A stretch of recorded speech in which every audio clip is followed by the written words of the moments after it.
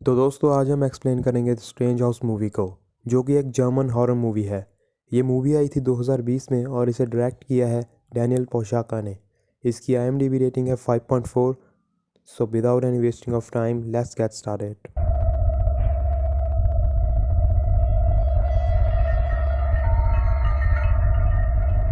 कहानी की शुरुआत में हम एक फैमिली को देखते हैं जिसमें है सेबिन, जो कि केप्स में काम करती है। उसके हस्बैंड की डेथ हो चुकी है। सेबिन के दो बेटे, बड़ा वाला हेनरिक और छोटा वाला एडी। वो लोग ऑस्ट्रिया के गांव में शिफ्ट होते हैं। हेनरिक इससे ज़्यादा खुश नहीं था क्योंकि उसे अपने दोस्तों की याद आ रही थी।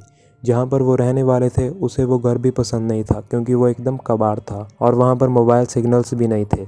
मिस्टर रॉकल, जो वहाँ के केयर टेकर थे, वो उन्हें सारा घर दिखाते हैं।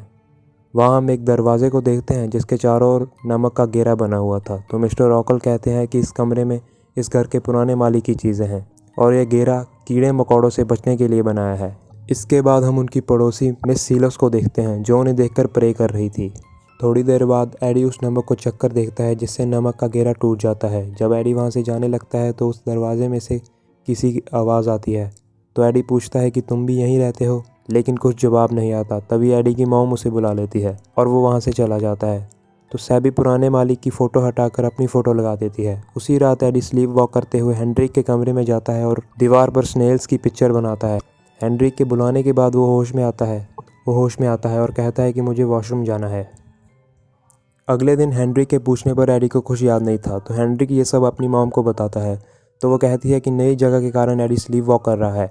इसके बाद वो तीनों अपने पड़ोस में अपनी जान पहचान करने के लिए मिस सीलोस के घर जाते हैं। वहाँ पर भी दरवाजे पर नमक का घेरा बना हुआ था। तो मिस सीलोस उन्हें कहती है कि देखते हैं तुम इस घर में कितनी देर टिक पाते हो। इसके बाद सैबीन अपने काम पर जाती है। हेनरिक और एडी अपने घर के सामने बनी एक ग्रेव को देखते हैं जो कि राल्फ एंड रोलैंड पॉल्जमैन की थी। उसके बाद हेनरिक एडी को लेकर एक जगह पर जाता है जहाँ पर उस गांव के सारे लोग बैठकर बातें कर रहे थे। वहाँ हेनरिक को एक लड़का मिलता है जिसका नाम था फ्रिट्ज। तभी वहाँ के लड़के आकर हेनरिक को बुली करते हैं। तो हेनरिक एडी को लेकर वहाँ से चला जाता है। फ्रिट्ज भी उनके साथ जाता है। रास्ते में फ्रिट्ज उन्हें बताता है कि जिस घर में तुम रह रहे हो 1980s में वहाँ एमेलिया पॉल्जमैन रहा करती थी, जिसके दो बेटे थे, राल्फ एंड रोलैंड। वो एक साइकोपैथ थी। वो अपने बेटों के लिए रोज़ मशरूम्स कलेक्ट करने जाती थी। जब एक दिन डिनर रेडी हो गया तो उसने अपने बेटों को बुलाया और मशरूम के सूप में जहर मिलाकर पिला दिया और उन्हें मार डाला। तो एडी पूछता है कि आखिर एमेलिया अपने बेटों के साथ सेमेट्री में क्यों नहीं दफन है। उसी रात एडी को ग्रेवयार्ड में एक औरत दिखती है। तो वो ये बात हेनरिक को बताता है, लेकिन हेनरिक को वहाँ कोई नहीं दिखता। हेनरिक अपने कमरे में जाकर फ्रिट्ज की कहानी को सर्च करता है तो उसे एक आर्टिकल मिलता है। उसमें लिखा था कि एमेलिया ने जहर देकर अपने दो बेटों को मार डाला, लेकिन इसकी वजह का आज तक कुछ पता नहीं चला। तो हेनरिक ये बात अपनी मॉम को बताता है, लेकिन उसकी मॉम कहती है कि ये 40 साल पहले की बात है। हम देखते हैं कि हेनरिक को इस घर में कुछ अजीब लग रहा था। तो हेनरिक एडी से पूछता है कि क्या तुम्हें किसी औरत का सपना आया था। तो एडी बोलता है कि मुझे तो स्नेल्स का सपना आया था। हेनरिक कहता है कि इसीलिए शायद तुमने मेरी दीवार पर स्नेल्स की ड्राइंग बनाई थी, लेकिन एडी बोलता है कि मैंने तो ऐसा कुछ भी नहीं किया। उसी रात हेनरिक को एक औरत का सपना आता है जो कि उसी एडी के दरवाजे के पीछे खड़ी थी जहाँ से एडी को आवाज़ आई थी। जब उसकी नींद खुलती है तो एडी फिर से उसी दीवार की तरफ देख रहा था और कुछ बोल रहा था। जब हेनरिक उसके पास जाता है तो वो देखता है कि एडी पोजेस्ड है। उसकी आंखें काली हो चुकी हैं। हेनरिक तुरंत उसकी वीडियो बनाता है, लेकिन तभी उनकी मॉम वहाँ पर आती है और एडी को ले जाती है। हेनरिक को समझ नहीं आ रहा था कि एडी ने दीवार पर क्या लिखा है। जब वो उल्टा होकर देखता है तो उस दीवार पर लिखा था गोबे। अगले दिन हेनरिक फ्रिट्ज से मिलता है और उसे रात वाली एडी की रिकॉर्डिंग दिखाता है। तो फ्रिट्ज बोलता है कि एडी स्लोवेनियन बोल रहा है। तो हेनरिक कहता है कि ऐसा कोई है जो इसे ट्रांसलेट कर सके। तो फ्रिट्ज हेनरिक को एडा के पास ले जाता है। फ्रिट्ज एडा को बताता है कि ये एमिलिया के घर में रह रहे हैं और इसका भाई एडी पोजेस्ड है। एडा उस रिकॉर्डिंग को ट्रांसलेट करके बताती है कि एडी बोल रहा है ममा इज़ इनोसेंट। इसका मतलब एमिलिया ने अपने बच्चों को जहर देकर नहीं मारा, वो कोई और था। एमिलिया के दोनों बच्चों में से एक एडी के थ्रू ये बात बताने की कोशिश कर रहा है। इधर अपने घर पर एडी टीवी देख रहा था कि तभी उसे आवाज़ सुनाई देती है जो उसे रोलैंड पुकार रही थी।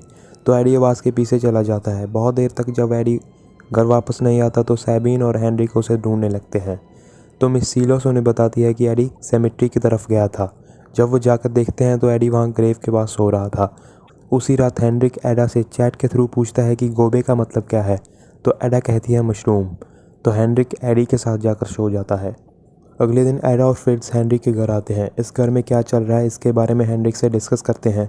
तो एडा बोलती है कि शायद एडी ने गोवे वर्ड कहीं से सुना होगा, लेकिन फ्रिट्ज कहता है कि शायद वो मरे हुए बच्चों में से कोई एक एडी के थ्रू कुछ बताना चाहता है। तो हेनरिक बोलता है कि अगर वो कुछ बताना चाहता है तो वो हमें ये क्यों नहीं बता सकता कि उन्हें किसने मारा। फ्रिट्ज कहता है कि इसका तो सिर्फ एक ही तरीका है, सीएंस।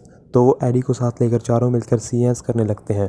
वो मरे हुए बच्चों की आत्माओं को बुलाते हैं तो एडी फिर से पोजेस्ड हो जाता है। उसमें रोलैंड की आत्मा आ गई थी और स्लोवियन में एडा से बात करने लगती है। तो रोलैंड की आत्मा उन्हें एटी के एक कमरे में ले जाती है और एक फ़ोटो की तरफ इशारा करती है। जब एडा उस फ़ोटो को हटाती है तो उसके पीछे एक बुक मिलती है।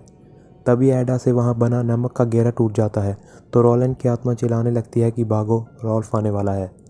भागते हुए फ्रिट्ज एक फ़ोटो क्लिक करता है, लेकिन वो फ़ोटो उससे वहीं गिर जाती है जिसमें रॉल्फ की आत्मा दिखाई दे रही थी। बाहर आकर वो बुक को खोलते हैं तो उसमें से एक फ़िल्म की रील और एक डायरी मिलती है। फ्रिट्ज फिल्म की रील को चलाने के लिए अपने घर से प्रोजेक्टर लेने जाता है। तब हम हेनरिक और एडा को क्लोज आते देखते हैं, लेकिन तभी बेल बज जाती है। वहाँ उस घर के केयर टेकर मिस्टर रॉकल आए हुए थे। वो अंदर आना चाहते थे, लेकिन हेनरिक उन्हें ये कहकर रोक देता है कि वो होमवर्क कर रहा है। तो वो कहते हैं कि अपनी मॉम को बताना कि मैं आया था। ये कहकर वो वहाँ से चले जाते हैं। इसके बाद फ्रिट्ज अपना प्रोजेक्टर लेकर आ जाता है तो रील को चलाकर देखते हैं। उसमें पॉल्जमैन फैमिली की क्लिप्स थी और वो डायरी रॉल्फ की थी। उसमें लिखा था कि मेरी मॉम एमिलिया यहाँ पर खुश नहीं थी, वो हमेशा मशरूम लेने जाया करती थी। क्लिप में हम उनकी पड़ोसन मिस सीलोस को भी देखते हैं। उस घर की एक हाउसकीपर भी थी जो एमिलिया को इम्प्रेस करना चाहती थी। इसके लिए उसने रॉल्फ एंड रोलैंड को तोहफे दिए। उसके बाद हम देखते हैं कि एमिलिया के हस्बैंड ने भी उस हाउसकीपर को एक स्नेल नेकलेस गिफ्ट दिया, जबकि उसने एमिलिया को कभी कोई गिफ्ट नहीं दिया। डायरी में सिर्फ इतना ही लिखा था। तो एडा उनको बताती है कि उस घर की हाउसकीपर तो मिस सीलोस ही थी। इसका मतलब मिस सीलोस का मिस्टर पॉल्जमैन के साथ अफेयर था और वो स्नेल नेकलेस अभी भी मिस सीलोस के पास ही होगा। इसलिए वो तीनों मिस सीलोस के घर जाते हैं, लेकिन वो घर पर नहीं थी।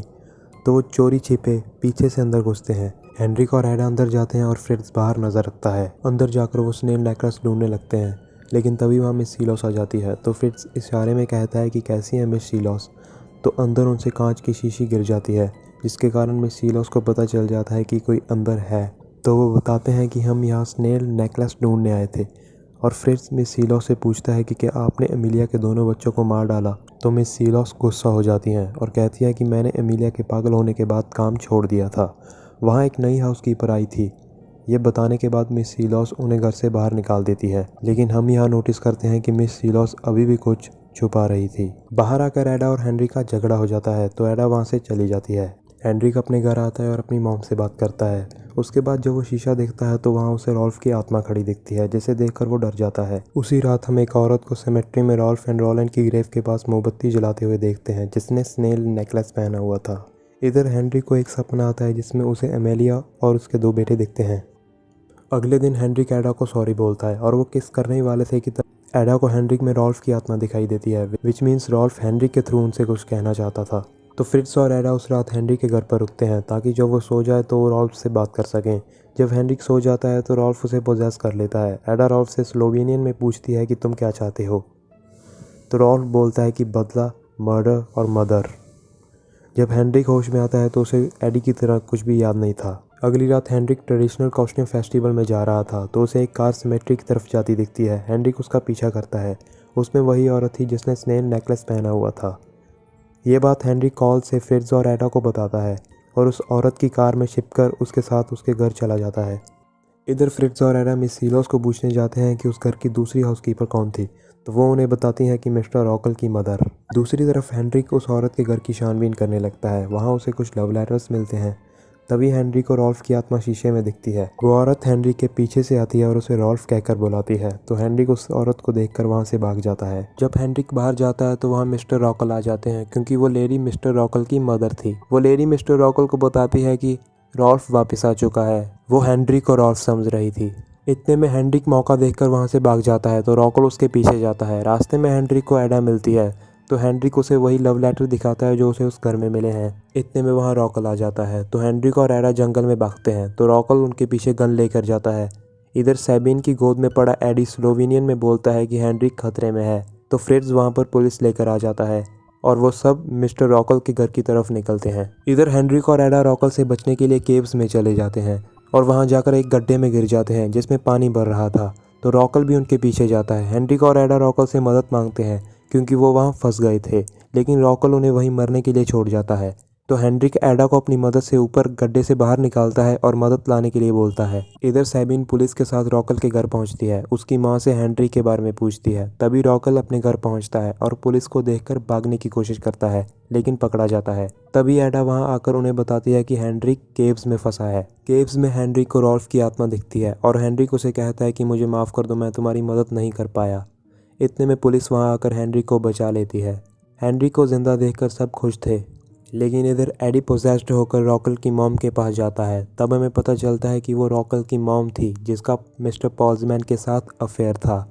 वो लव लेटर्स जो उसके घर में मिले थे वो मिस्टर पॉल्जमैन ने रॉकल की मॉम को लिखे थे। रॉकल मिस्टर पॉल्जमैन का नाजायज़ बेटा था, इसीलिए रॉकल की मॉम ने एमिलिया के सूप में जहर मिलाया, जिसे एमिलिया के दोनों बच्चों ने भी पी लिया। इसलिए वो हमेशा उनकी ग्रेव के पास जाया करती थी। ना तो एमिलिया ने अपने बच्चों को मारा था और ना ही खुद सुसाइड की थी। वो मिस्टर रॉकल की मॉम थी जिसने उनका मर्डर किया। एंड में हम रॉल्फ, रोलैंड और अमीलिया की आत्मा को देखते हैं, जो कि बहुत खुश थे क्योंकि सच सबके सामने आ गया था। और मूवी यहीं पर ख़त्म हो जाती है दोस्तों। अगर आपको मेरी एक्सप्लेनेशन पसंद आई तो प्लीज़ मेरी वीडियो को लाइक कर दीजिए और चैनल को सब्सक्राइब कर लीजिए। मिलते हैं अगली वीडियो में।